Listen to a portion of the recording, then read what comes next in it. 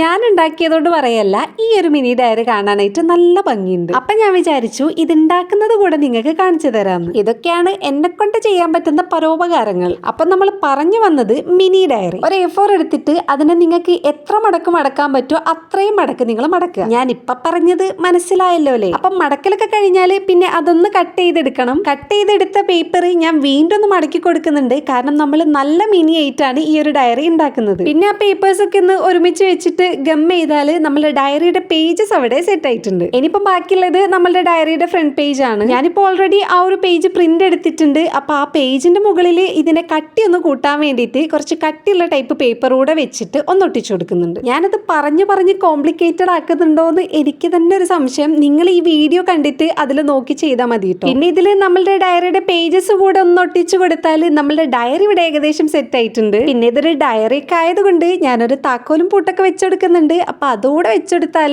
നമ്മളുടെ ഡയറി ഇവിടെ സെറ്റ് ആയിട്ടുണ്ട്. ഇനി നിങ്ങൾ തന്നെ പറ, ഈ ഒരു ഡയറി കാണാനായിട്ട് നല്ല ഭംഗിയില്ലേ? അപ്പൊ നമ്മളുടെ വീഡിയോ ഇഷ്ടമായാൽ ലൈക്കും സബ്സ്ക്രൈബും കമന്റ് ഒന്നും മറക്കണ്ട കേട്ടോ.